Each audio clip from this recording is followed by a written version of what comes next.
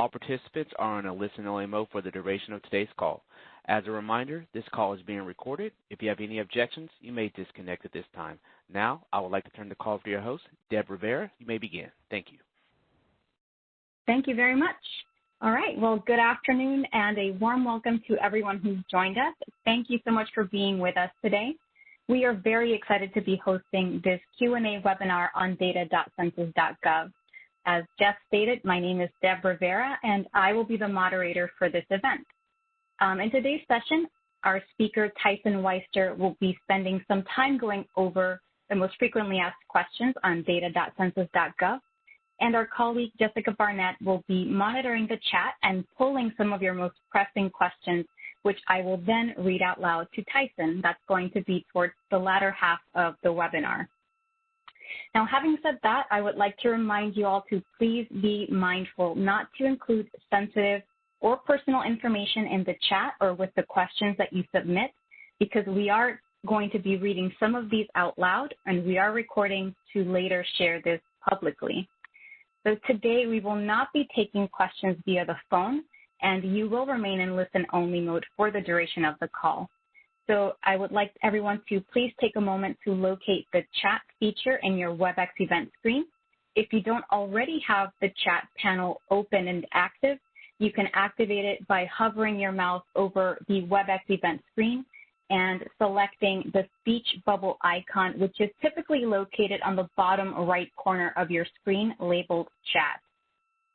To submit your questions, please be sure to select all panelists from the drop-down menu. Now, we hope to address as many questions as we can in the allocated 1 hour, but if we do not get to your questions, we will be providing an email address where you can submit your questions 24/7, 365 days a year. We have a team of experts working year-round to help you. Now, one last thing here before we get started. Once we conclude today's session, our evaluation survey will pop up on your screen as you exit the WebEx event. We would greatly appreciate it if you could take a moment to fill that out and submit it. You can tell us how we can improve our webinars and topics that you'd like us to cover in future webinars. Now, I'm sure that we have a lot of questions to get through, so I'm going to go ahead and hand things off to Tyson Weister. Thank you, Tyson. Great. Thanks, Deb, and thank you all so much for tuning into the webinar. We'll go ahead and get started with the information that Deb had mentioned earlier. We'll walk through some common questions. The kind of way that we got to these questions was looking at all of the information that gets sent to us through cedsi.feedback@census.gov. We looked at questions that we get on a regular basis, and then we pulled those to go over and broke them into 4 defining sections. So you can see there's a part on finding data, a part on understanding error messages and overcoming performance issues. We'll go over answers to common questions on selecting geographies, as well as downloading and printing tables, and then, of course, open it up to more generic Q&A that will be selected from the chat at the end. So let's go ahead and get started on questions related to finding data. On a basic level, but really key in understanding how the site works, one common question we get is, how do I find data for multiple topics? And you can see here on the screen as an example.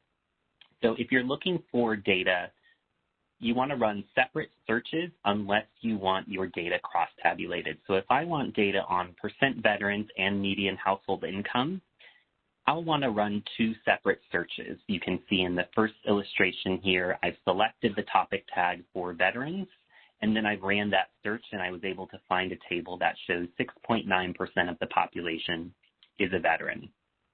Then I ran another search where I selected income and earnings, ran the search, and got to the median household income data for the United States. The only time that you want to combine topics together is when you want that data cross-tabulated. So if I want data on median income of veterans, in that case, I would want to select the veterans topic tag as well as income and earnings, run the search, and that would take me to a table that shows the median income for veterans specifically. So just a note, select these tags together when you want the data cross-tabulated. When you're running these searches, it's looking for pre-made tables that are tagged with the particular topic or set of topics. It is not creating tables with the topics you select on the fly. Another common question we get regarding what data are available on data.census.gov.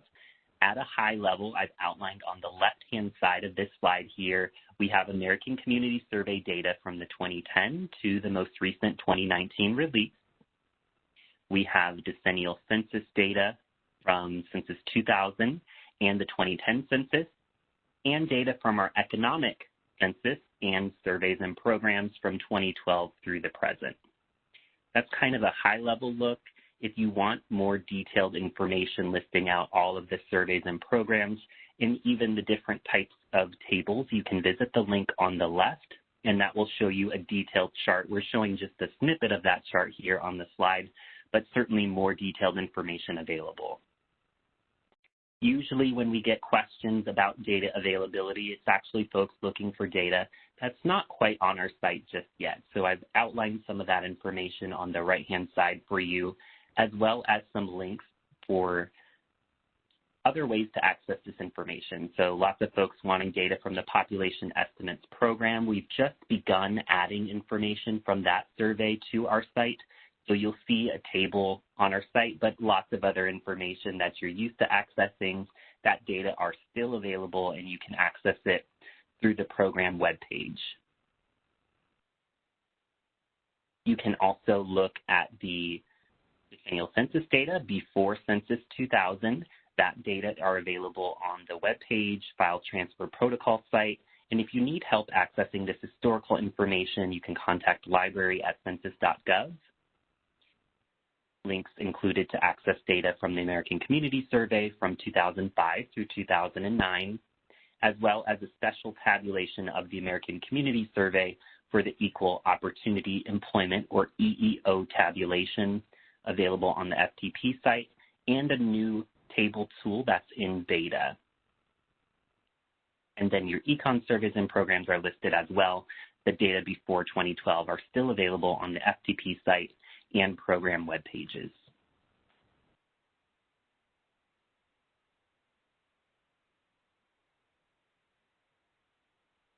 Moving on, how do I select my survey? You maybe want data from the decennial census as an example, and you want to specify that in your search criteria. When you click the surveys button on the advanced search, it actually gives you lots of detailed options for specific data sets. For the decennial census, as an example, they all start with DEC, and there are 29 different options to choose from. If that is a little too specific and maybe you don't know which one you specifically want or need, we have laid out some of the most popular types of surveys on the right-hand side of the screen here. So for the decennial census, if you're not sure where to start, give Summary File 1 a try. It has a pretty comprehensive set of data spanning the whole gamut of available geographies. The American Community Survey data profiles are a very popular place to start. It gives you information for the most popular statistics from the ACS in just 4 tables. It gives you estimates and percentages. And then if you see something that is of interest and you want more detail that's not through the data profiles, you can look at some of the other American Community Survey tables as well. And for the economic census, if you're not sure which one to choose as a starting point, pick the one that says US Basic in the label.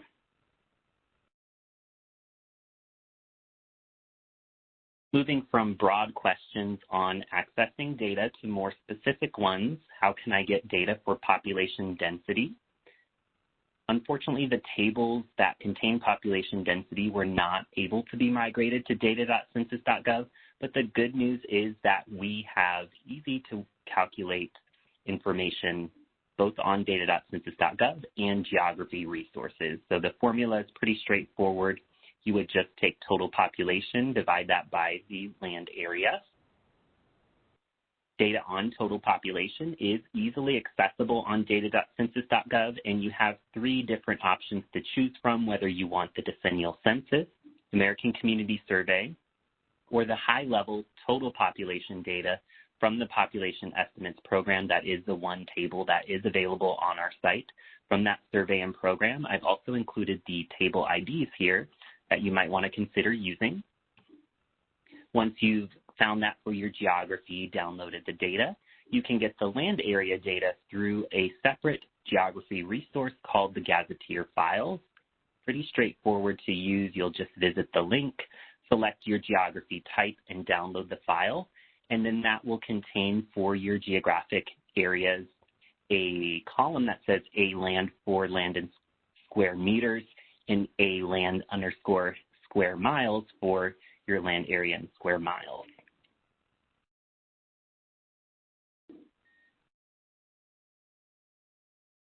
Another common question, how do I access data by race?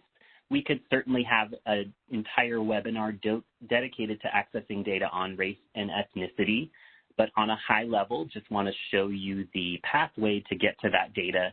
On the advanced search, you'll click on topics and choose race and ethnicity. Pretty straightforward to get this far. Then as you're working through the panel, you'll just want to keep in mind that a checkbox is a final selection. Any words and phrases that you see without checkboxes give you more detailed options to choose from. So if I wanted data for Asian, I would see in the third column the word for Asian. It doesn't have a checkbox, so once I click that, it gives me a few different options to choose from.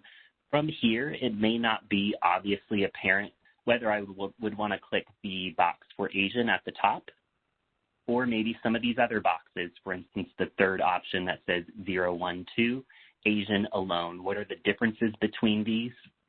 Well, your option at the top that has no codes give you data from our standard set of tables. Tables like the ACS detailed tables, data profiles, or summary file 1.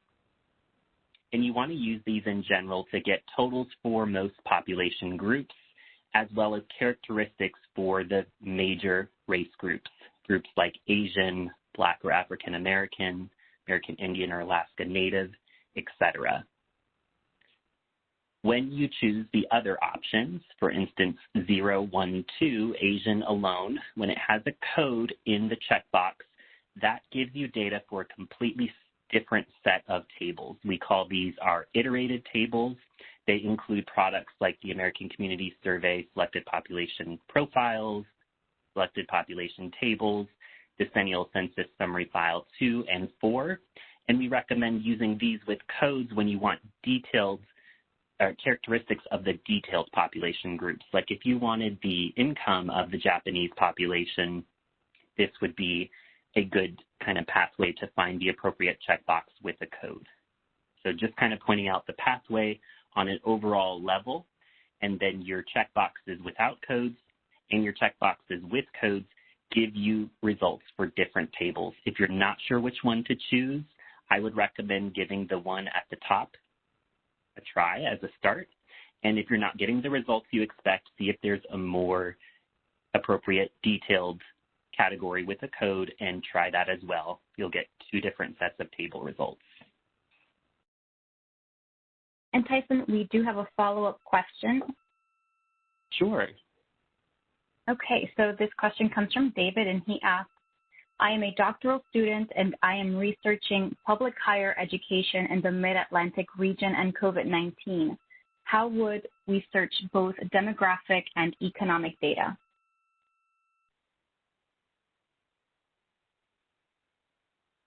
And that's a great question. I would recommend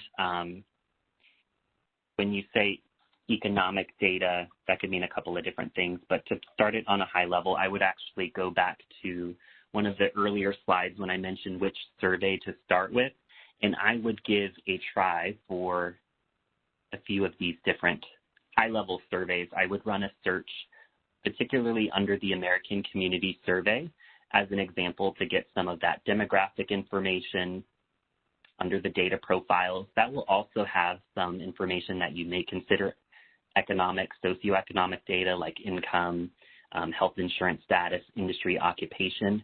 And then if by economic you mean more of business, you may also want to take a look at the economic census data and try the survey shown here. That data set allows you to get information on things like number of employees, payroll, for different industry and NAICS codes.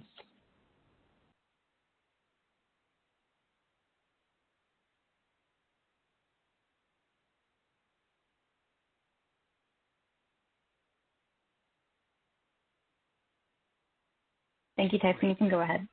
Yeah, so working off of of course, with demographic data, you may also want kind of these groups that we pointed out, and some of you may be working with some of these checkboxes already regarding the in-combination race groups. One of the questions that we've been getting a lot lately for folks that are using these is, why is the in-combination checkbox not providing data for my detailed population group? And you can see as an example here, for 041, Japanese alone or in combination, if you were to mark that checkbox on the site today, you'd get data for the total population, which is just the current defect that we're working to resolve and push out. The good news is that there is a workaround. So right now, if you want that data, you can check the higher level box on the left for collections of population groups, in this case, all available detailed Asian races. Of course, that's going to give you data for more population groups than you want or need, but when you go to your table results, and you can see at the bottom here, I've scrolled pretty far to the right, but I was able to get to the section of this table that represents the population group I actually want, Japanese alone or in combination.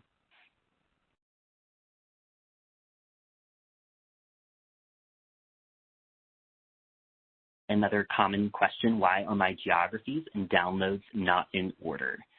We are, by and large, fixed this issue for the 2019 ACS data release and going forward, but for previous years, you may notice some things that aren't as you would expect.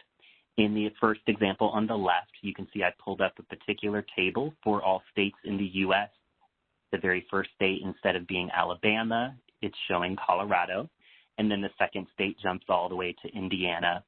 Not what you would expect, but even though the geographies in this case aren't sorted alphabetically or by the geography FIPS code, do know that it is in the table. You just have to scroll in order to get to that information, and you may need to sort it manually if you'd like it in alphabetical order. This can also manifest itself in the downloaded data, not only in terms of alphabetization of the geographies, but the column C is the column that provides the first data in your download.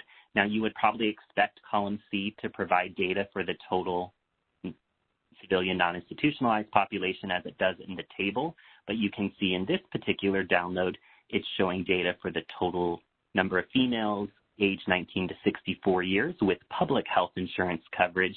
It happens to be the 17th estimate from the table. Do know that the previous data from the earlier lines of the table are in this download. You just have to scroll to the right to get to it, or you can sort the information manually.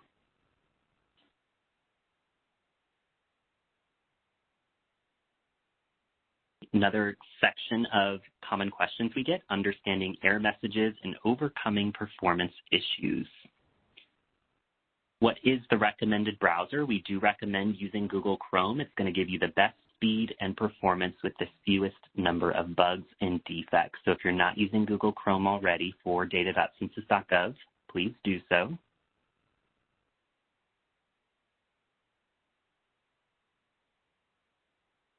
Why am I getting no results found error message? So on the left, you see a message, no results found. We couldn't find any results that matched your search. The way that you resolve this is by removing filters and checking for typos. So I'm going to walk through just a couple of scenarios that all result in this message.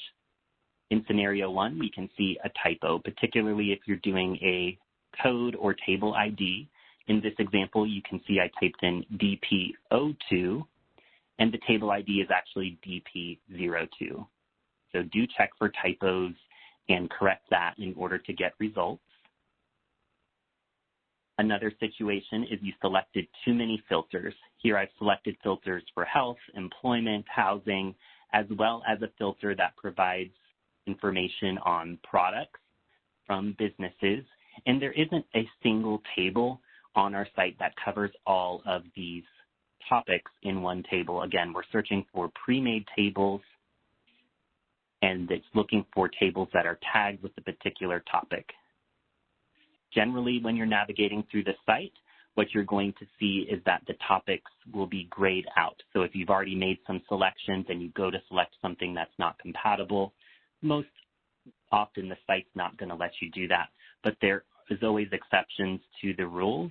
And when that happens, you'll get the no results found error message, which is an indication that you maybe need to broaden your search and remove some of those filters. And a final scenario is something in your single search bar is not compatible with the filters you selected.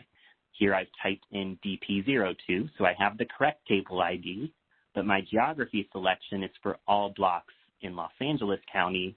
And the American Community Survey data from this table only goes down to the census tract level.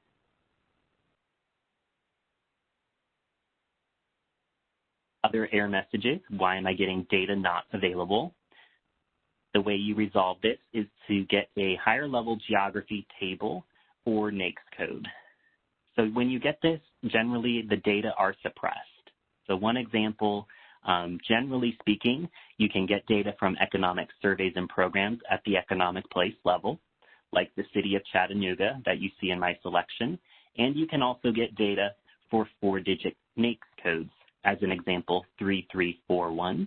Computer and peripheral equipment manufacturing.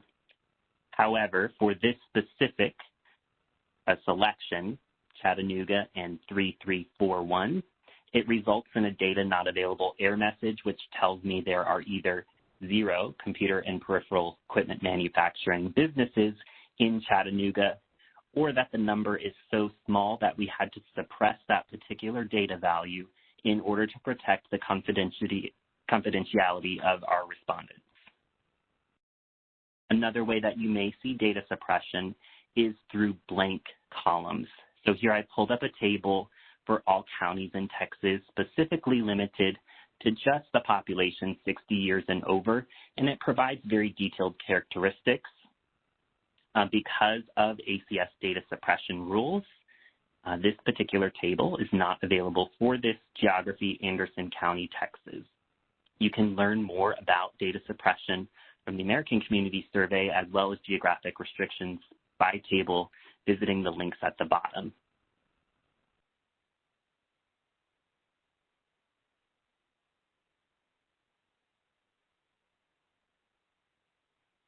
Now, moving on to selecting geographies, we could certainly have an entire webinar on questions related to this topic. We picked some of the most basic ones, and as a note, we do have a recorded webinar on accessing data for complex geographies if your question isn't answered or you don't get a chance to ask it today. On a high level, one of the most common questions we get: why does my table not show all of my selected geographies, or why am I unable to select my geography? Both of these options could be due to being clicked into the ACS one-year estimates. When you're in the full customized table view and clicked into ACS 1 year, those data are only available for selected geographies with 65,000 people or more. When you click the product dropdown and change to ACS 5-year estimates, by and large, you will see the data for all of your selected geographies, or you will be able to actually pick the filter that you were trying to pick in the Geo button at the top of the table. So give that a try first. Another question for geographies: why am I unable to find my geography using single search? Here we have an example where we've typed in Stratford, NH, the abbreviation for New Hampshire, and the single search bar has a large task of finding out what this means. In cases where there could be multiple meanings, often you'll get what you expect, but there will be occasions where it's not pulling it out as you might think. In this example, we can see it's found results for New Hampshire and for Stratford City, Missouri. we would expect probably that it would give data for Stratford Town, New Hampshire, or Stratford County, New Hampshire. You can do some tweaking with your wording in the single search bar, but if that's not giving you the expected results, we do recommend the advanced search. It's the most precise way to select your geography.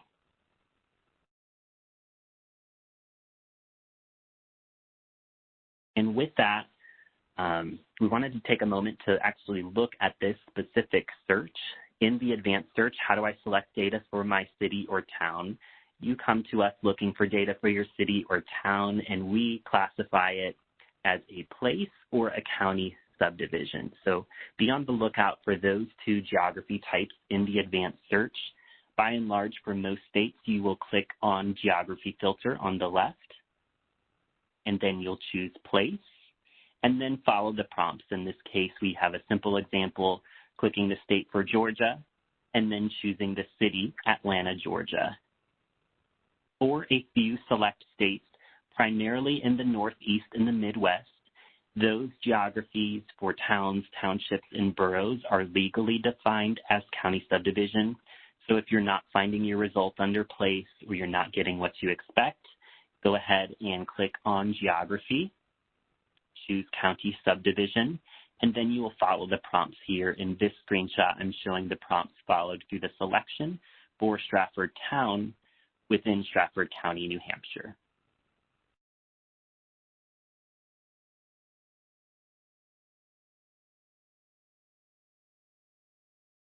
Another common geography question, how do I access data for zip codes?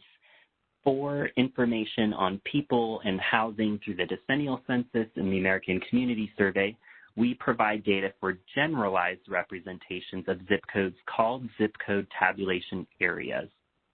So if you're looking for that type of data, use the ZICTA, or zip code tabulation area level, geography. If you're looking for data for businesses through our economic surveys and programs, that data is provided for true zip codes, and you'll see that labeled as 5-digit zip code in the geography drop-down menu.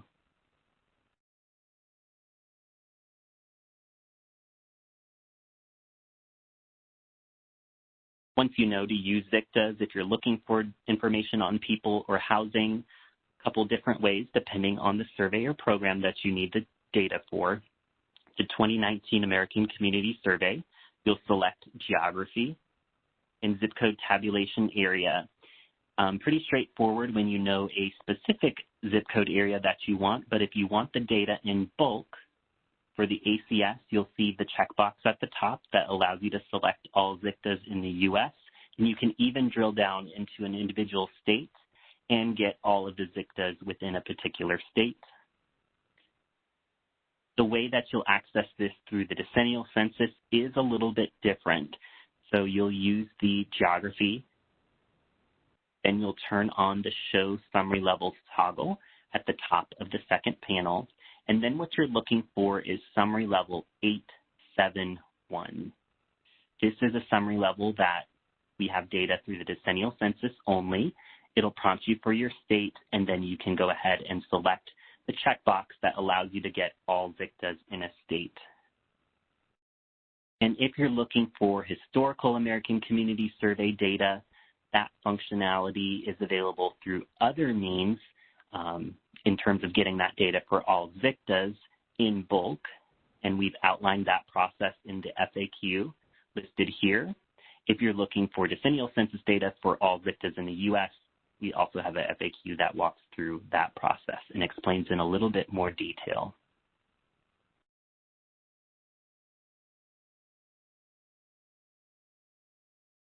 How do I select all census tracts in the U.S.? We don't have a single checkbox that allows you to choose that, but you can choose the individual state checkboxes.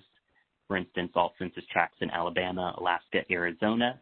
If you click on the link here in the middle of the slide or at the bottom of the FAQ, that takes you to the geography selection already completed for you, where we've selected all census tracts in all 50 states, DC, and Puerto Rico to give you the equivalent geography for all census tracts in the U.S. You'll just visit the link, then you can add your search criteria, topic, or table ID, and proceed with your search.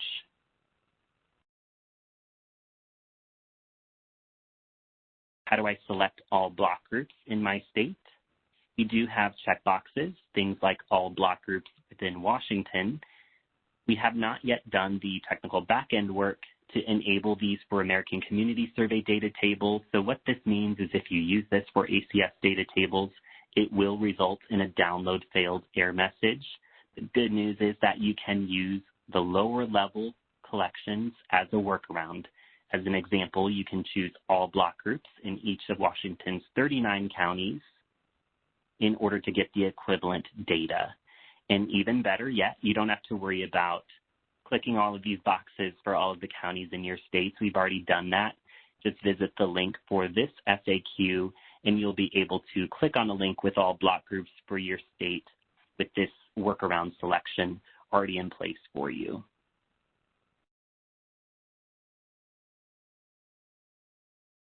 What about other geography selection options you'd like to see? Tell us what you'd like to see. We continue to add more collections based on your feedback. For instance, I was helping a user who wanted all census tracts in the city, their city of Palo Alto. We don't have a single checkbox on the site, but you can reference these geography resources shown on the slide here in order to find out what those census tracts would be, or you're able to really pick and choose whatever kind of collection of geography within another geography you want.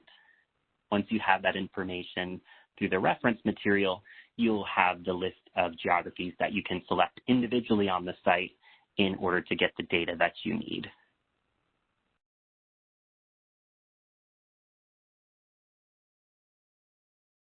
And how can I find the geographies for an address?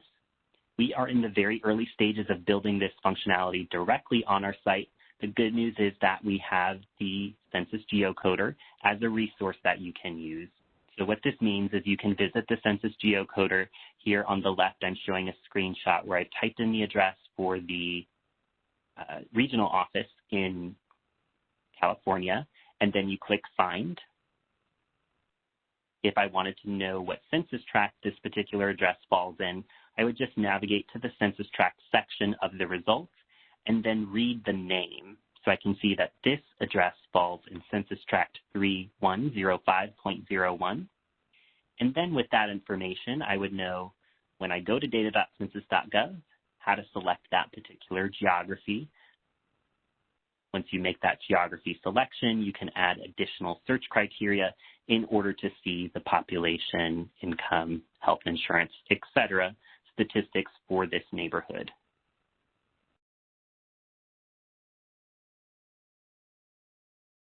And lastly, questions about downloading and printing tables.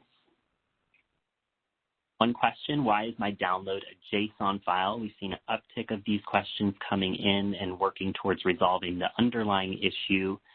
Essentially, when you're using browsers like Firefox and Safari in some cases, when you go to download a table, you'll notice that the result is showing as JSON, JavaScript, object notation file format. It should be a zip file format with CSV files inside, and the easiest workaround is to make sure to download your tables with the preferred browser using Google Chrome.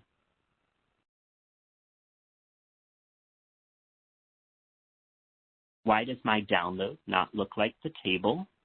Downloading is what you want to use to get machine-readable output. It's really best if you want to map, sort, or manipulate the data that you're getting from the site. But there are a total of 3 output option buttons that you'll see at the top of the table. There's export, download, and print. If you're looking for output that looks like the table, we would recommend you actually export that data instead.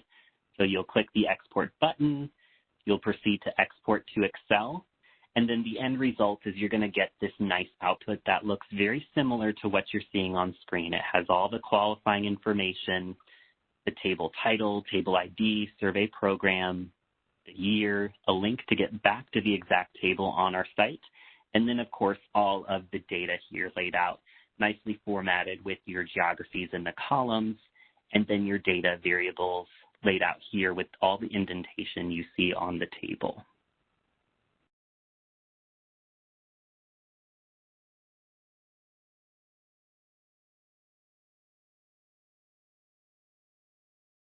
With that in mind, there are a variety of options. Some folks want to know why customizations may not be reflected in the downloaded file. We do have the ability on the site for customizations you make on screen to carry over into the output in some cases. So customizations like turning on and off the margin of error, hiding columns, those carry over if you copy paste the data or export it. However, any customizations you make on screen, they don't currently carry over when you go through the download process. So if you want those customizations, we would recommend using the export file format or downloading the file and making those customizations after the fact once you've downloaded the file.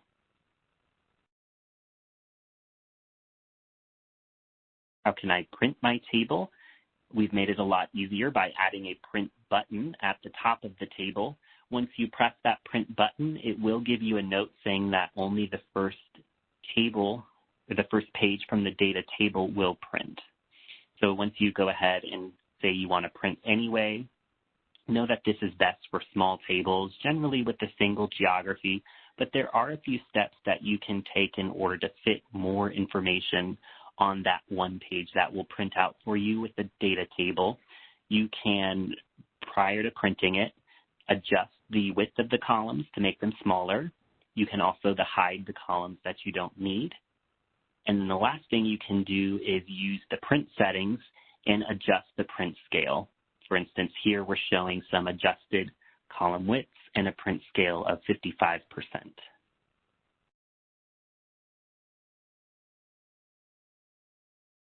And how can I download a PDF? As you're going through the download process, you will notice a button that is always grayed out that says PDF. The reason it's grayed out is we have not done the technical backend work in order to enable this functionality. If you're looking for PDF output, the best thing that's going to give you something to what looks like the table is to export it. Again, this has all the fully qualifying information as well, including a link to get back to the original table. We've done a lot of improvements in order to make this more meaningful output file format, and we're continuing to do some updates moving forward. Where can I learn more? We have an educational resources page devoted specifically to this with video tutorials if you want to look at short videos, full-length recorded webinars with live demonstrations showing how to use the site, and special topics, release notes, news and updates, as well as flyers with step-by-step PDF guidance. And you are also more than welcome to email us whether you have a specific data question or suggestions on how we can make data.census.gov work better for you. Please email your comments to us at cedsci.feedback@census.gov. And at this time, we'll go ahead and transition over to some of the questions that were collected during chat.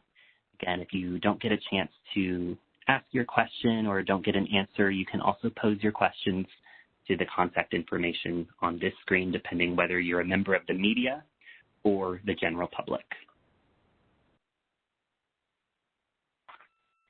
Great. Thank you so much, Tyson. That was all really great information. I'm going to go ahead and start reading off some questions that we received through chat. The first question comes from Doddington, and the question is, they're referring to one of our Data Gems tutorials. From your Data Gems tutorials, you show how to customize a table, but once you download the file, the customization returns to the original filtered table. Can you talk a little bit more about that?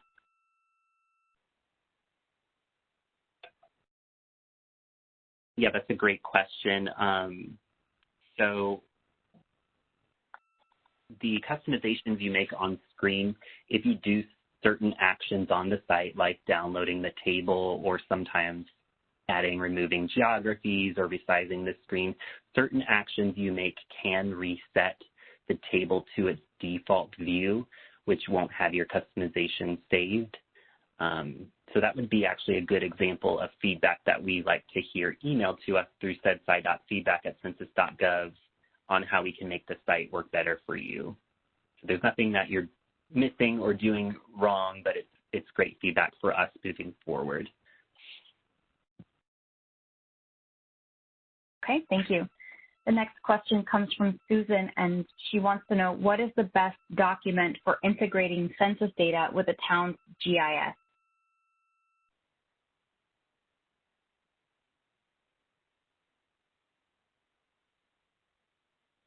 I would need a little bit more further clarification for that question. What I can say from data.census.gov is that we have the download data. And one other resource I want to point out related to this question is something on ask.census.gov that we didn't pull out as a frequently asked question to highlight during this webinar, but is a question that we do get somewhat regularly, particularly from GIS professionals, that I wanted to just point you towards. So when you download the file from data.census.gov, you will have the statistics, and then you're also going to have the GeoID. And the GeoID is something that you're going to need to match up with the GeoID from the shapefiles that give you the boundaries if you wanted to make your own maps. Those GeoIDs are going to need a little bit of manipulation and parsing in order to make that work. So you'll want to make sure to check out this FAQ, how can I match the GeoID from data.census.gov with the GeoID from Tigerline shapefiles.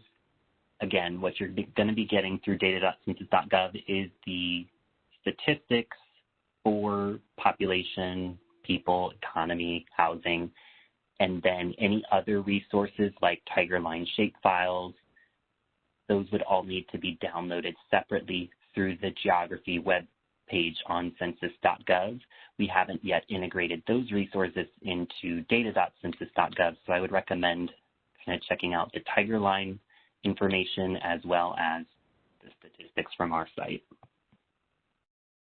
Great, and there's kind of related to what you were just talking about, the resources. Here's another question from Doddington, and the question is, where can a new user learn more information about the numbers shown in a particular table? For example, poverty to income ratio. How do I find out how that is calculated or what the estimation represents?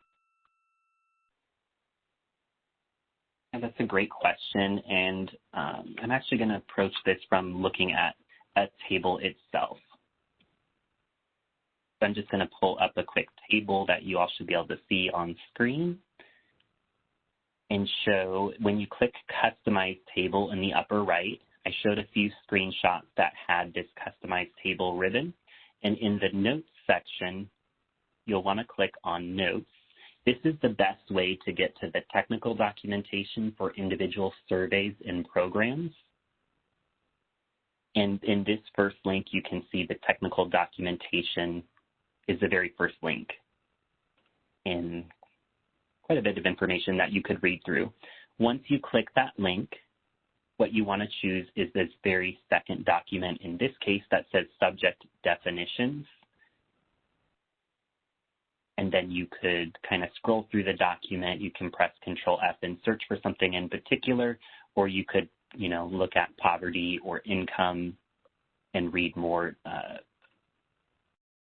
in order to get to what you're looking for. I'm not going to scroll through to find the exact answer to your question, but this is the document I would refer you to. Also, generally speaking, besides looking at the notes section of a particular table on data.census.gov, you can also check out the Census Bureau glossary as a good resource for subject definitions. Okay, thank you. The next question comes from Scotty, and the question is there a recording or of a tutorial that shows how to get started with using the U.S. Census data query system, like an Introduction 101 level? Absolutely. So we have a variety of educational resources. When you go to data.census.gov, you can click the Help button right by the Advanced Search. And these are going to take you to resources specifically related to data.census.gov as well as the application programming interface. Not sure exactly which one you were referencing. I think it was data.census.gov. But under Guidance, For data users, you'll click that. And then from here, you can go to the webinar section, and that has the recorded webinars. If you're looking on how to use data.census.gov, you'll want to refer to this one, data.census.gov today, a comprehensive overview. That's the best starting point on how to use. And then right next to it is the best webinar on how to use the API.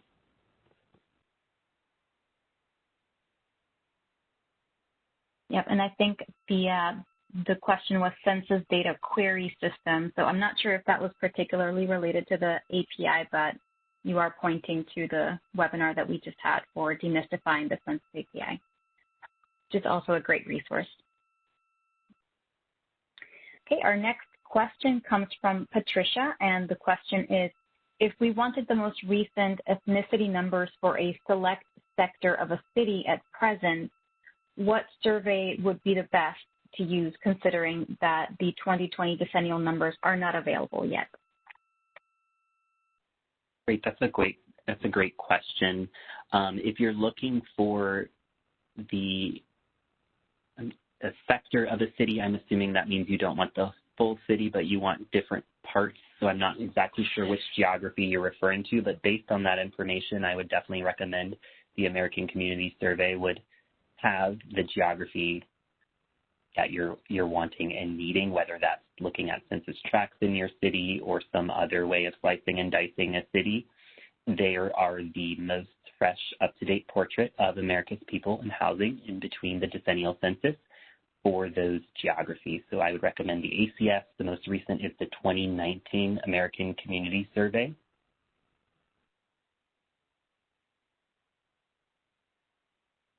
And if you wanted data for the full city, you could use other sources, but if you wanted smaller geographies, definitely use the ACS. Excellent, thank you. All right, our next question comes from Xaviera.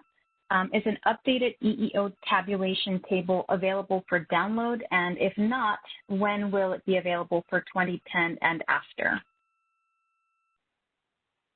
That's a great question. We kind of covered it at a high level on the slide, but I'm actually going to go to the FAQ that we have on it since I have that pulled up here. The 2010 EEO, so that was based on the 2006 through 2010 American Community Survey, that is not on our site, but I would recommend the FTP site. I will say the FTP site is it's a little bit of a learning curve in order to access the information.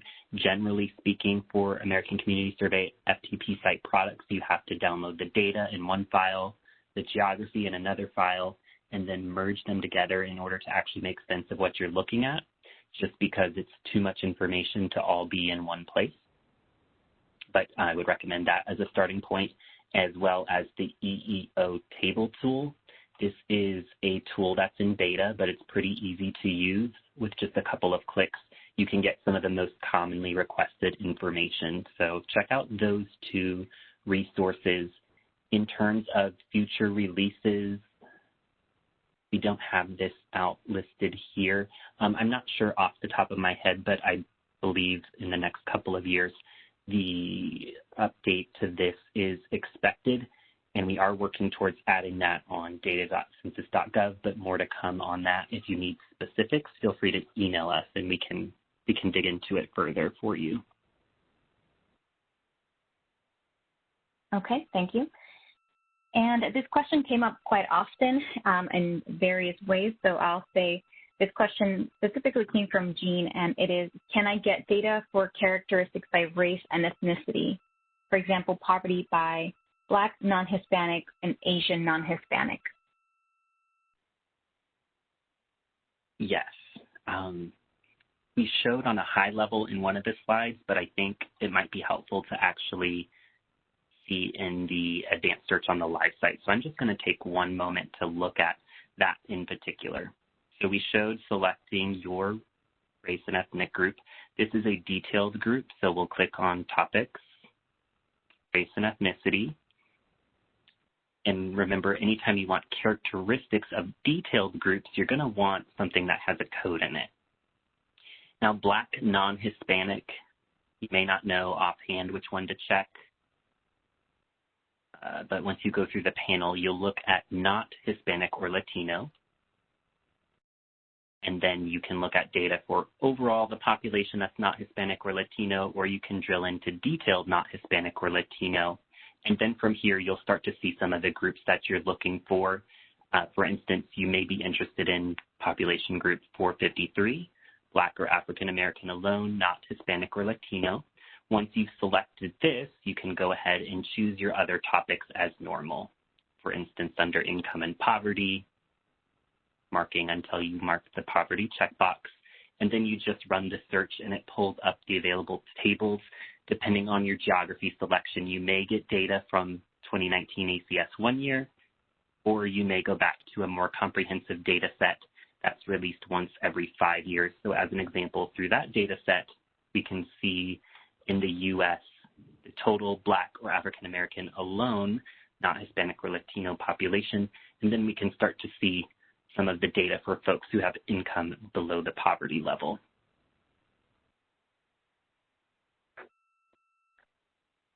Okay, thank you. All right, and this question comes from Wes. The question is GeoID included in downloaded tables? Yes, it is included, and it does have the additional information that was in the FAQ that we pointed at first. So it's under how to use the site, and then how can I match the GeoID? We'll just take a quick look at it here. So generally speaking, what you're going to get through the Tiger line shape files is anything that appears after US. So the GeoID from data.census.gov download is typically in the very first column of your table labeled GeoID, and it's going to be a little bit longer. These characters give information about the summary level, geographic variant, and the geographic component. So it is meaningful information, but if you want to make that match, you don't need that, and you can parse it out following the steps in this FAQ.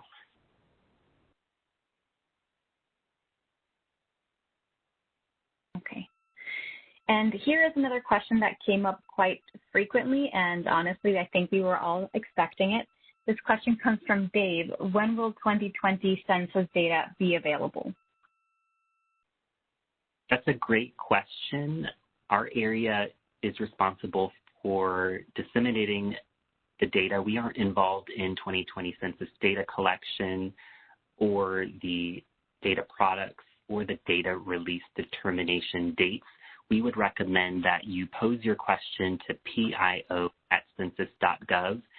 At this time, I don't have any details on when that data will be released.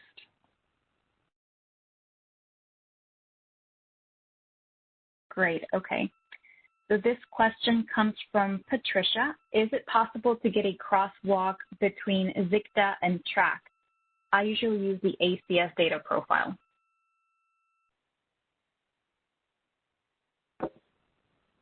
Yes, so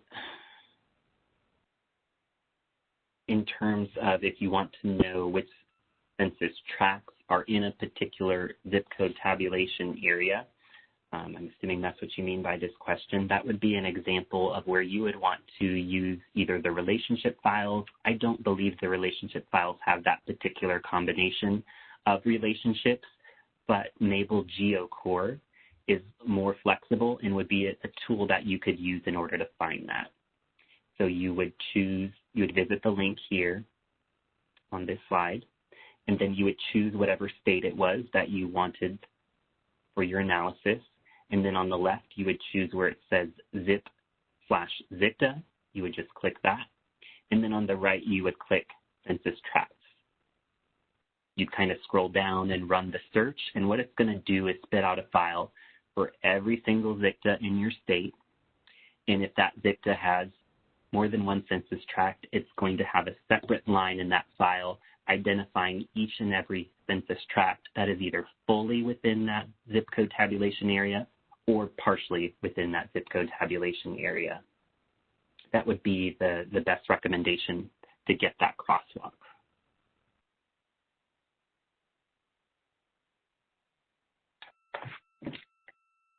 All right. And this next question comes from Daniel, and it's, thank you for this presentation. Can you make any general comments on comparing what data products are available via the API, the Census API, and via data.census.gov? Another great question. What I can say is that for anything to be on data.census.gov, it has to be in the API as well.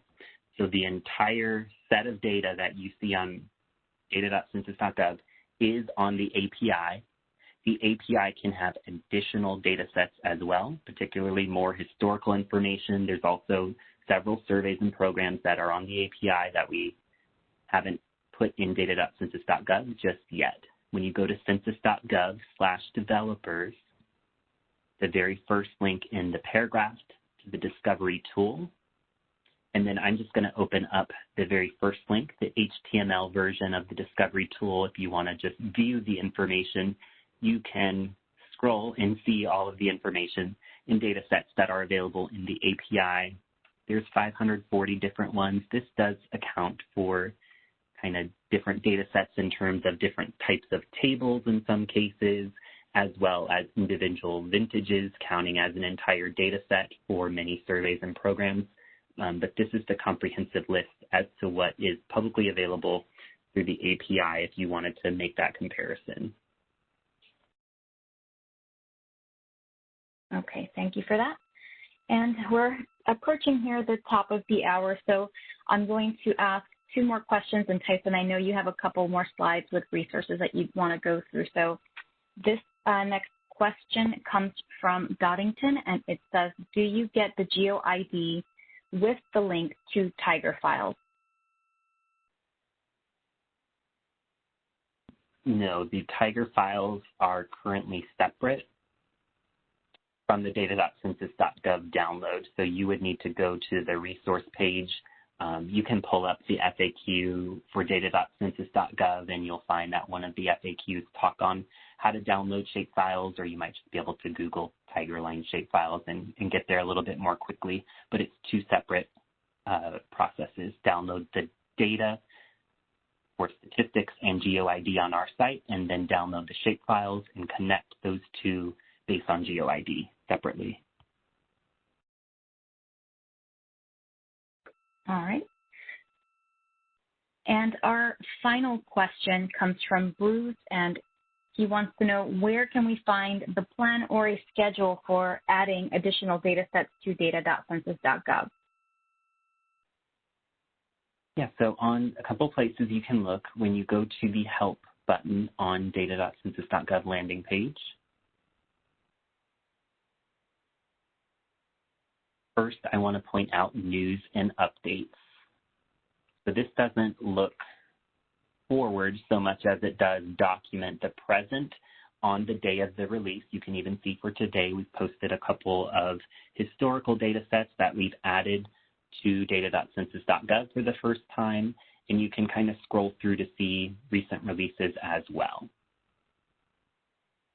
In terms of looking forward, one way that you can think about that is looking in terms of what information that we still plan to migrate over to the site. Generally speaking, though, at this point in time, that's going to be a little bit more of the historical data. And when you click under Guidance for Data Users and the transition from AFS or American Fact Finder, you'll see more details about data sets that we haven't yet migrated, but we plan to migrate, and also information on where you can find the data in the meantime.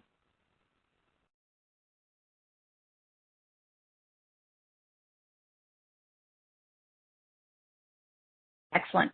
All right, well, thank you so much, Tyson, for addressing all of those questions, and thank you to everyone for sending the questions. We received a lot of them that obviously for time constraints we were not able to address. But please remember that you can always send questions to our team to our inbox at cetsci.feedback@census.gov. So thank you, Tyson. I'll turn it back over to you so you can do the wrap up. Oh, sure. I was just going to let you all know that we have some additional resources. One is microdata access on data.census.gov/MDAT. This is a special tool on data.census.gov where you can create custom tables in comparison to what we showed today, which were question and answers related to the primary data.census.gov, where you would access information on pre-made tables. If you'd like to learn on how to create a custom table, you can visit the link to learn more. And we also provide educational materials. Some questions today touched on the API, or Application Programming Interface. This is how data.census.gov is powered. It pulls information from the API in real time in order to feed it to you in a nice user display that you can see on your screen without having to make those complicated API calls. If you'd like to make those API calls yourself to access the data or create your own web application, our API is public and we have resources on how to learn more through the API. Also wanted to point out what we focused on today were data.census.gov and training materials through the centralized data dissemination from the Census Bureau. We also have this hosted in partnership with our folks from the data dissemination team on census.gov/academy. This is the centralized training bureau or training hub for the census where you can get training resources across a variety of topics, not necessarily tailored on any one individual tool, survey, or program. So we recommend checking that out to learn more about census data and how you can learn. And we would, of course, invite you to participate in our webinar evaluation. We always welcome feedback on how we can make these more useful to you. So please do take some time to fill that out. And once again, we'd like to thank you all for joining. And we hope to continue to hear questions from you and see you at a future webinar.